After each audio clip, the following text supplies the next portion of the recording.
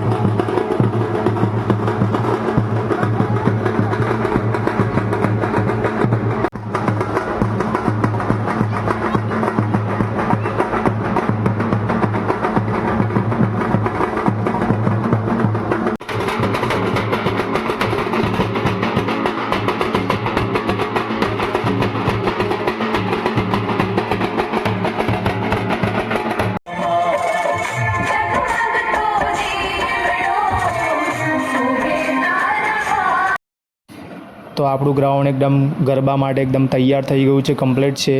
તો તમે પંચવટી સોસાયટી માં ગરબા મહોત્સવમાં જોડાઈ શકો છો. અહીંયા બધી સુવિધા તમને મળશે અને સરસ છે અહીંયા.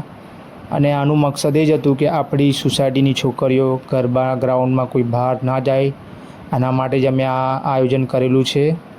તો તમે આવી શકો છો અહીંયા, કોઈ પણ જાતનો ચાર્જ નથી. તો મળીએ આપણે આપણા નેક્સ્ટ બ્લોગમાં.